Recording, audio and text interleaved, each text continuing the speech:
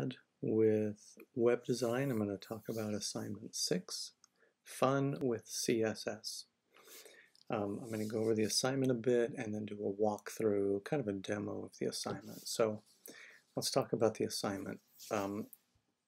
You're going to be given a design for a website, a recipe site, and you're going to style text using CSS to match that design.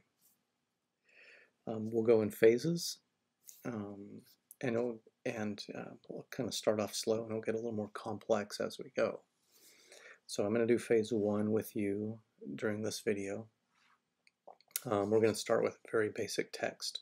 We'll just add HTML tags and block elements, and then we'll use CSS to style those elements. So the first thing to do is to review this project sheet fully and download assignment 6 phase 1 zip. And then you'll use, whether you're on a PC or a Mac, you'll unzip that file so everything inside is usable. And then you'll open up assignment 6 tapenade.docx. And I've done that. I've opened that up already here. You can see there's a little bit of a few tags already in this document, but for the most part it's just a basic Word doc of a recipe. So what we're going to do is select all of that type. If you're on a PC, that's Control A. On a Mac, it's Command A. And then we're going to copy it, and then we'll go into codepen.io and we'll paste it into the HTML section. Now, let me just show you how this kind of shows up. I'm in a very small window right here, so I'm going to have to kind of make the most of the room that I have.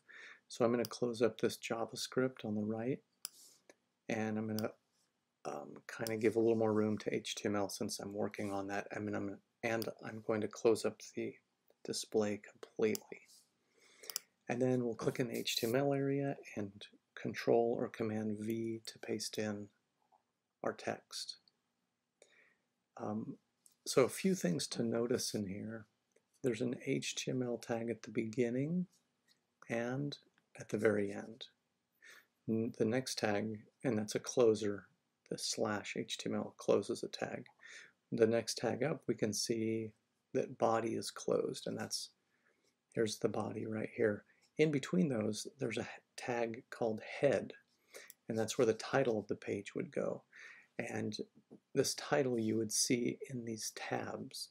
So let's say I was doing a site for Italian dishes. I might put Italian dish here or whatever.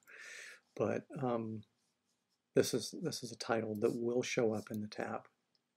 This next one is a image source. This is the correct abbreviation in HTML to place an image in an HTML document. Image source equals quote, and then you can either reference the image or you can reference the entire URL. In this case, since I don't believe that codepen.io will link between projects, we're going to use a URL. This last little bit is us putting on a class. So a class is a way of specifying this image. This particular image is a bowl of tapenade, which is kind of an olive spread. This class, we can use that in our CSS to reference that image and control that image a bit. Without that class, it would be a little more difficult to do that. Still possible. There's a lot of different ways of doing things. So let's take a look at and then all of this is the text we saw in the Word doc. So none of that has any tags associated with it. Let's see what this looks like in the image, and we can't go up, so I'm just going to scroll slowly. Here's the big image of the tapenade, which is this HTML file here. And then we start seeing the text, and it's all the same size, and it runs together completely. Even though it's broken up by returns in here, it looks better inside the HTML. So now what our next trick is, so here's one thing to note, is that your returns in HTML don't matter at all. It's really for your convenience. So you can put returns in to help separate things visually, but as we look down here, it's not going to make any difference unless you tag it correctly. Okay, so all of you have gone through some videos on HTML tagging and CSS, and so I'm going to begin tagging this olive tapenade. Now, we should also note that there's two other documents in this zipped file. One is this image, and this shows us how we should look after phase one. This is what we're going for. This is how we want to style the page. And I should tell you that, oh, and then here's the other image in that file, and these are just site colors. So it has a little name, dark green, light green, medium green, and then this is a 6-digit code that you can put into HTML or CSS that will it'll display a deep purple on every monitor. Now every monitor is different, but it'll do deep purple for that monitor. So this is going to be really important for us when we begin laying this thing out. Here's the map. This is how we do it. Now I know this is we did tapenade and this is cacciatore, but the layout is the same. There's a title, recipe by, there's some text in here. If there's a quote, it's going to be a block quote tag. These ingredients we're going to tag with an H2. This is a list, an unordered list, and this is an ordered list because there's 1, 2, 3, 4. Okay, so this is our map. So then we'll go back into pencode.io and begin coding. So here, this is our H1. I'm going to put an opening tag and a closing tag on it. This is going to be a P tag, but also we could make it italic. We'll close both of those up. First the italic, and then we'll close up the, paragraph or text. This is also a paragraph, and this is going to be our block quote, which indents.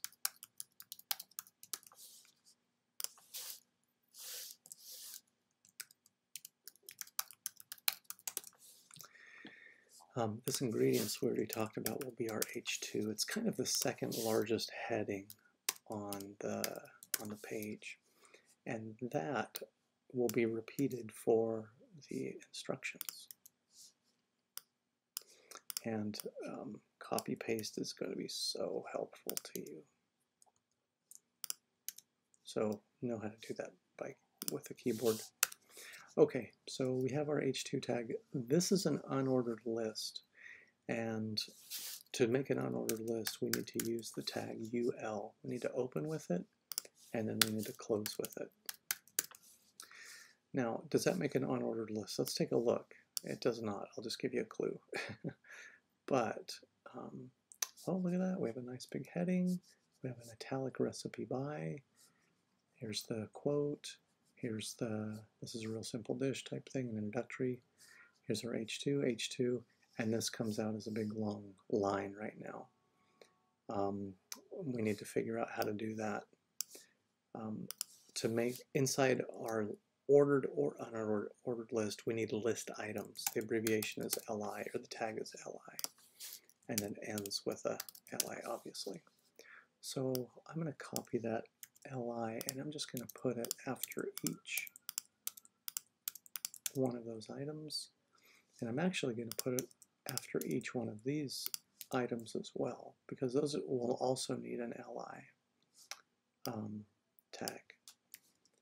Here's our closing tag, which I'm going to put in at the end of all of these items, And then I'm going to put those at the end of all of each of the ordered list items as well. And one thing we didn't do yet is tell if this was an ordered list or an unordered list. And this is an ordered list, an OL. So we're really getting close to this looking correctly. Let's take a look to see how we're doing. We have a picture. There's our big H1, the recipe by, which is in italics. Intro to talk about the recipe. There's our H2. Now we're going through the ingredients. They're bulleted right now. Next H2 is instructions, and then 1 through 3 is our ordered list. So it's looking great. Let's look back at our image and see what we need to do next. Okay, I think everything is kind of in place right now. Now we can begin using our CSS to style things. So the first big thing that I'm seeing here is a yellow background. So let's go into our pencode.io and put in, so we can kind of move this over to the side. Actually, I'm going to save this so we can, yeah, and I might title this class, let's see, recipes, we'll call it phase 1. Okay. So in the CSS, if we colored the body yellow, that really takes up the entire page. So that's what I'm going to do. I'm going to use a CSS, and so this is our kind of our this is what we want to give attributes to, and then we're going to put in these curly quotes. So the body is what we're going to style, and then inside these curly quotes is we get to name some type of attribute. So we'll put in background color, and this will be a number, a 6-digit code, and then end in a semicolon. So that 6-digit code we're going to go grab from our design colors, FAF OC5 or 0C5, FAF 0C5. Okay, so there we've done that. The body now has some color. I can see a little slice of yellow here already. It's looking good. Okay, wonderful. Okay, so the next little bit we're going to do is I'm going to put a full space in between here just to keep things nice and clean. Let me give a little illustration here. I'm just going to hide these. Oops. Yeah. Okay. So if we put this text in Illustrator, it's going to go clear across the page. What we want to do from, as seen in our little demo, is we want to have an area where the text will go, which has a margin on the left and a margin on the right. It's still flush left in here, but it kind of sits in the middle of the page, and the margins on the left and right are technically the same. So we're going to go into our CSS, and this time we're going to, oh, I skipped. What we want to do is center this on the page. Let me do a quick change here. We want to edit this artboard so it looks like that. Yeah, okay, that makes a little more sense. And okay, so here's our text. It actually goes from edge to edge on the page. It actually goes all the way to this edge. I mean, it goes really, really close unless you put something around it to control it. And what I'm suggesting is, let's put a box around this thing that kind of pulls it to the middle of the page, something like this. Let change that to, I don't know, orange or something.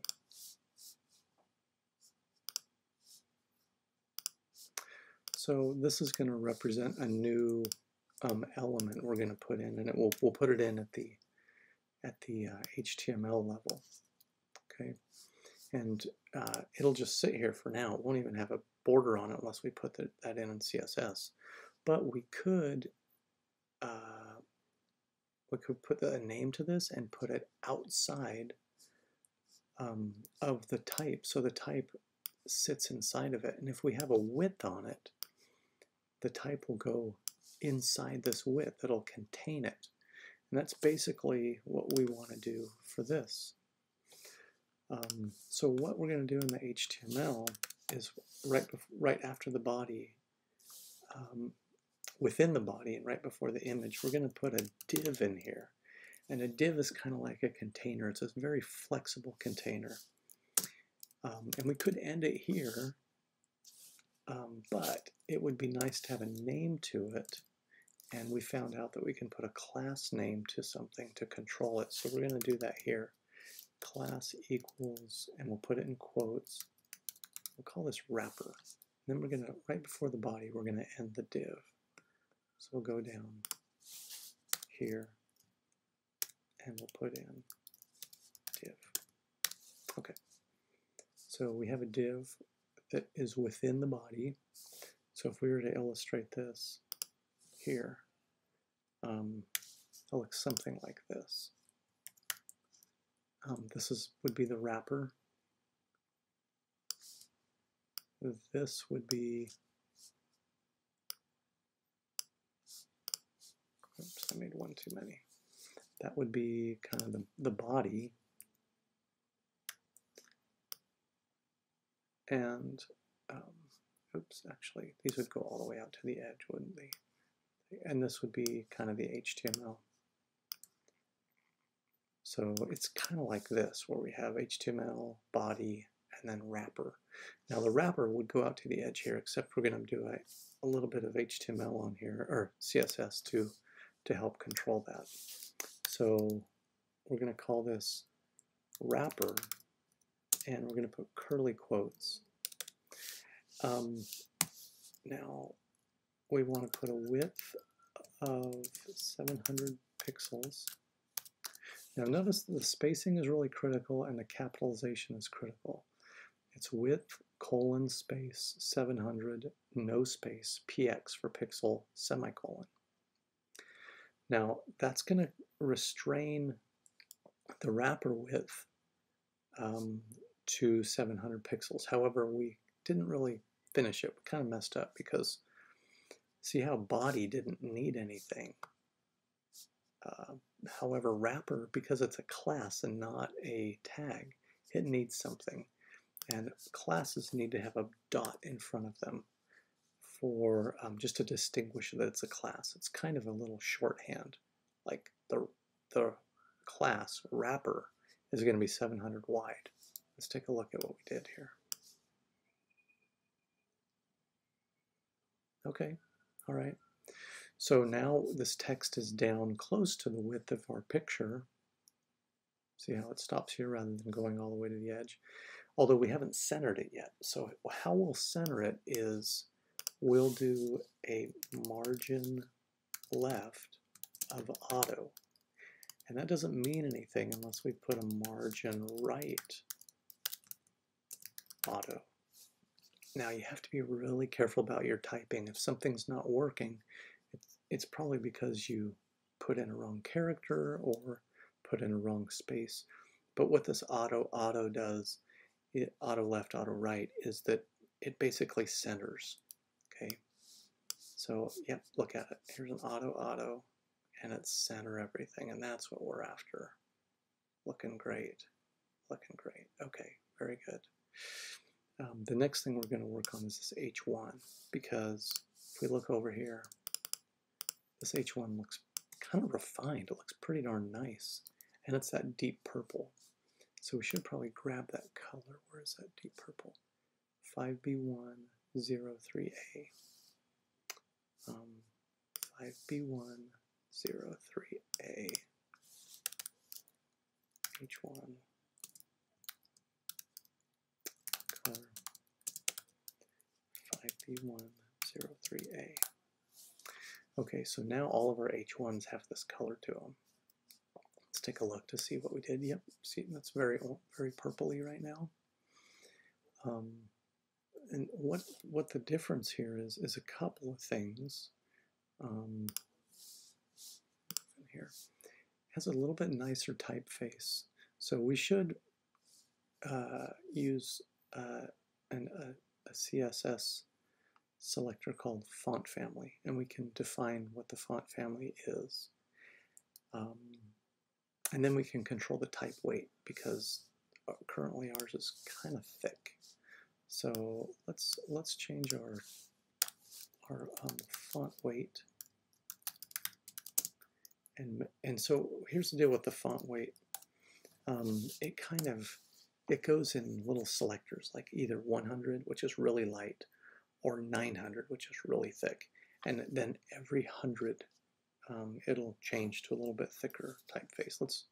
Let's move this up and take a look here. Let's put in 900 to see what happens.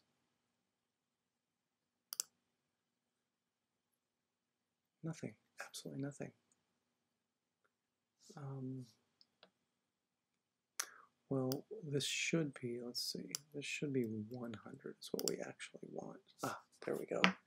It thins out quite a bit. So that's good. While we're at it, we may as well change our H2s. So just knowing that copy paste is really a good thing to remember in here. I'm going to go to my CSS and copy paste my entire H1 and call this H2. So I have the purple and I have a light typeface. Let's just zoom down to see. Yeah, it's kind of light. And this is also in all cap too. So now here's something. If I don't know how to do, an all cap, what I like doing is coming into, like doing a Google search. I'll go CSS all caps. And when I do that, because I can't remember all of my CSS codes, and I really like looking for the W3 schools, I just kind of go to those. So it's going to talk about different ways to transform your text. And so here's an uppercase, here's a lowercase, here's all capitalize. So there's different versions here. So I'm gonna copy that, and then I'm gonna go into here and just paste it in. And let's see what we did to our H2s. Not yet. Why didn't it work? Well, one thing I noticed was that there's an uppercase. So I'm going to try that. Sometimes there's some things that work for me and then don't. So sometimes there it worked. I don't know why that wouldn't work. Let's try that. Capitalize. Nope. Had to be uppercase for some reason. Likes that. Okay, well, the next little bit that we need to look at is this byline. Let's take a look at what it looks like in Photoshop. It's up much closer to the title. So what we want to do is we want to control that a bit more. So let's go into the CodePen.io, and right now we have it as a paragraph with an italic style around it. But let's get rid of that italic, and let's use a class so we can control this a bit more. And I'm just going to title it like byline. Oops. Okay, so what we've essentially done is nothing. We've oh, you know what? Sorry, I was testing this out before. So let's talk about So yeah, we remove the italic. It does have a byline on it now, but let's make in the CSS. Let's make a class identifier, and with curly brackets, let's start putting in some attributes. So we know we want a font style of italic, and so you can see it change. I've just kind of left them both up now. We can see them. We know I'm going to keep it light, so I'm going to change the font weight to 100, just like we did with the title.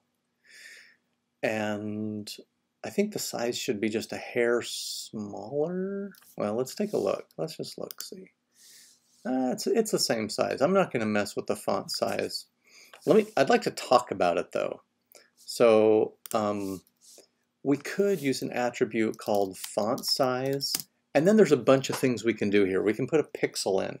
We could put a point size in. But one thing that's used often on the web currently is using ems, and ems are spelled E-M. So 1em that means it's going to be the exact same size as other paragraph type. So notice nothing has changed.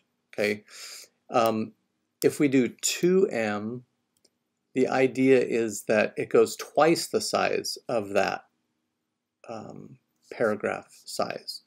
But we can go in fractions as well. So if we went 1.5, and we can go down to even like 0.7. So it could go really small. I'm going to leave this alone, but it's a great way to control. I'm going to remove this, but it's a great way to control type size. What I do want to include is a margin, because as I've looked at this, it's up close to it. And I need to talk about margins with you. Let's just say this is a text inside a div. Okay. Sorry. It's gonna. I'm gonna lock that. Okay. So the text would probably be floating.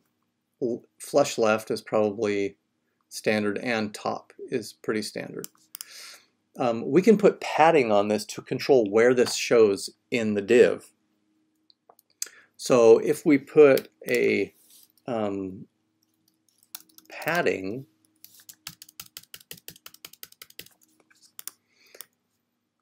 if we put and this is a CSS, if we put padding of 5, oops, we have to do a colon, 5, 5, 5, and 5 with a semicolon, it's going to move. It's going to move the thing. I'm going to have to draw something here.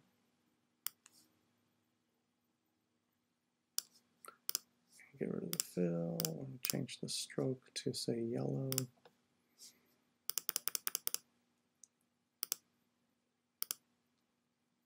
And that's not terribly accurate. Let me go to my stroke and sorry I have to do this in Illustrator, but okay, so that's more accurate. Okay, so it pushes everything away from the edge, 5 pixels. We can control this though, and let me just mention what these are. This is top.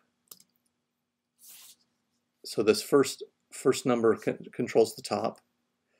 The next number controls the right side, then the bottom, and then the left. So let's say we wanted to have a really thick top.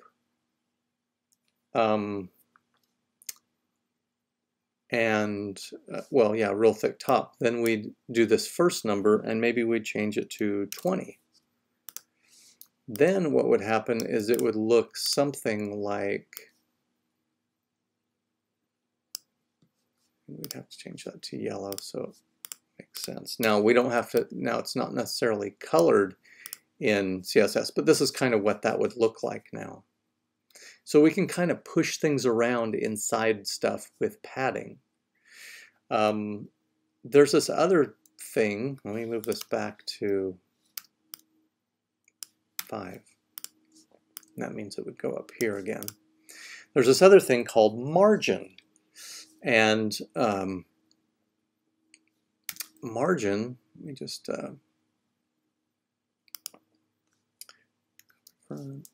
expand this out a bit. Actually, I'm going to do that, and then instead of, I'm going to go outside, we'll change this stroke to, say, blue. So this is margin. So we can control the margins the same way. If we wanted to have a lot of space up here, we would add it to the top. If we wanted it over here, we'd add it to the right. If we wanted more space on the bottom, we'd add it to this number. And lastly, this would be the left. So sorry about building it while I'm explaining it, but I think it's better than not having it, right? So you can play with padding and with margins. You could put margin, now if you just wanted to do an exclusive, you could do margin right and just have one number in there. And it would only control this. But this setup will control all of them, and then you can control. Now, one other thing you can do is that you can change this margin to a -10, say. And what that would do is that would obviously remove the blue, and this is what we're going to do with our byline, and that would make the text and this top thing come up very close. So it would move all of this up like really close to whatever object is above it. Let me, and I'm sorry that's not terribly clear, but let me just demonstrate what's going on here. I'm going to do margin. Let's do zeros so it doesn't change. Okay, so that's not going to do a thing to it. If we move this to a -5 pixels, see how it scooted up a little bit? If we do a -15 pixels, see how it moved up even more. And then we could even do a 20 if we wanted. So we can put a minus on things. Now let's say we wanted to control where this was on the left-hand side. Now remember, this is a flush left and we have that wrapper going over everything. So that's what it's going to be playing against. It's going to be pushing away from it. So if we wanted to move it indent it a bit, we would, remember these are top, right, bottom, left. We're going to move this left one, and let's say we do 20 pixels in. There it slides it in a bit. We don't want that. I'm just going to leave it as is. So now we've, oh come on, you can go back to where you were, it's fine. There we go. All right, so this is kind of where we're at. We've moved this recipe by Jana up a bit. Everything's looking good. You know, one thing that is an issue, so this text is supposed to be gray, and this should be a sans serif kind of version, and it's not right now. We need to designate some typefaces or a typeface for this, and the way we'll do that is, now that's the H1, so I'm going to go to H1 and I'm just going to add on to that, which would be font family. And I'm not just arbitrarily making up these names, font-weight, font-family. Those are, they're kind of in stone. You need to use them this way. If you wanted to look up CSS, how to change font family, and then we'll look for that W3, sans serif, serif. Okay, so we could say, where's our CSS? Sans means you don't have no serifs. That's what sans means, without serif. These are two big type categories in the type world. And so so here's some different ways to do it. You would say font family, and I'm just going to copy this. Font family, ideally I want Arial. If your computer does not have Arial, use Helvetica. If it doesn't, you have Helvetica, use some type of sans serif. That's exactly what this is saying.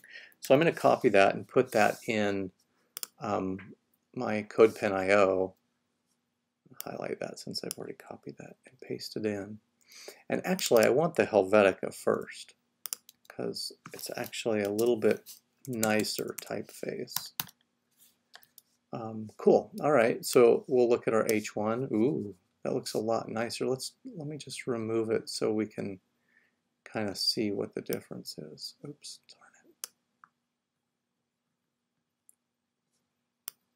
darn it. Okay, or not.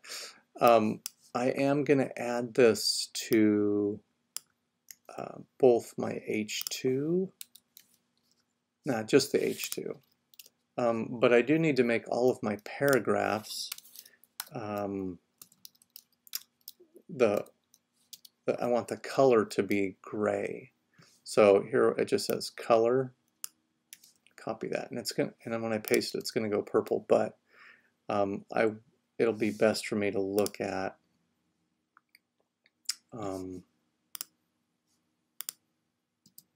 my colors, and I'm finding out it's 5.8, 5.9, 5B. So I'll just 5.8, 5.9, 5B. And that should change all of my paragraphs to a gray, which it does. Now you can see it's missing my LIs and my block quotes. So let's add that in.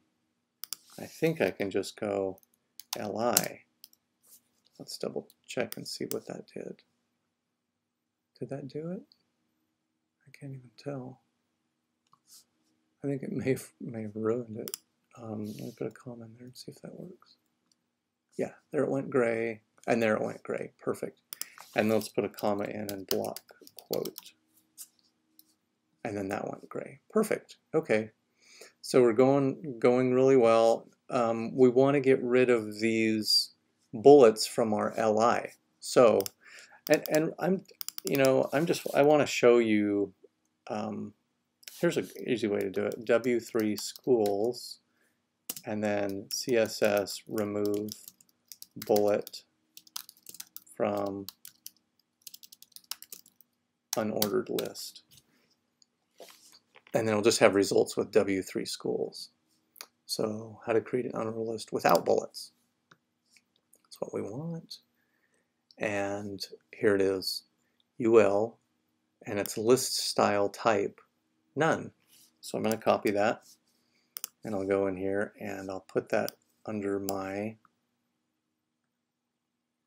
LI. I don't have any LIs, so it's going to have to be, see how it says UL no bullets? We're going to have to do the same thing. We're going to have to do UL unordered list dot LI curlies list type none. Let's see if that worked. No, it didn't. So if I did, oh sheesh. Okay, let's just specify our LIs and see what that does to us. Gets rid of them there. Down here it also gets rid of the numbering, and that's not right. We do want the numbering. So we're going to have to figure out how to only, let's see, let's look into this, try it yourself. So what they've done, they have a UL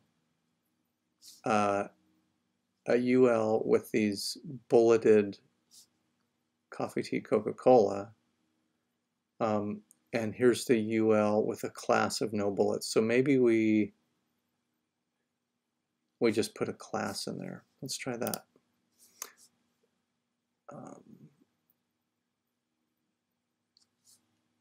So here's our UL class.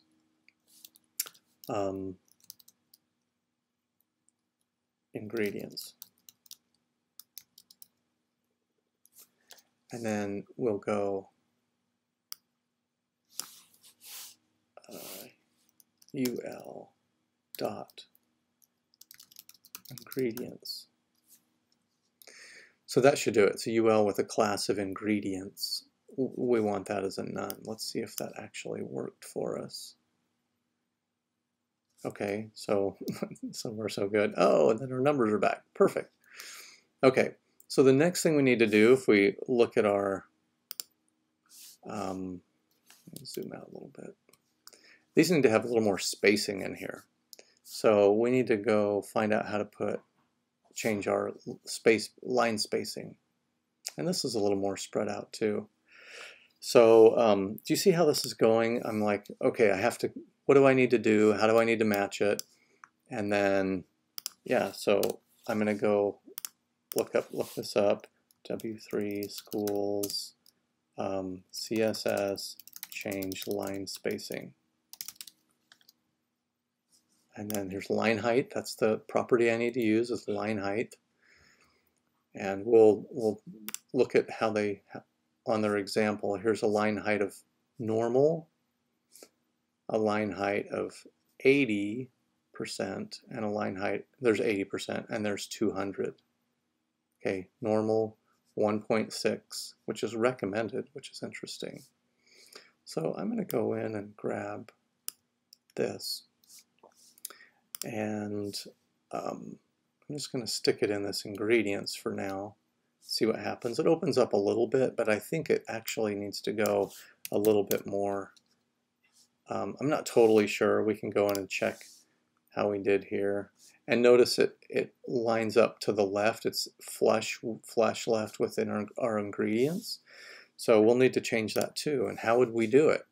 Well, we learned it's margin. And the top we don't need to change. The right we don't need to change. The bottom we don't need to change. But the left we need to change. And that might be minus 25 pixels. Almost. Do you see how this is going? Hopefully you're able to get a start to see. I went too far.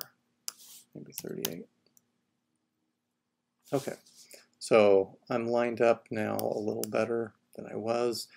I noticed I need to put some line height in here and in here. These look a little bit tight if I compare it to here. Yeah, these are spread out just a little bit more, and in here it is as well. So I'm going to take that line height, and they said the average was 1.8, so I'm going to copy that. I'll go into these put some line height in here and put 1.8. I'll take a look at what we did. Yeah, it looks a lot better.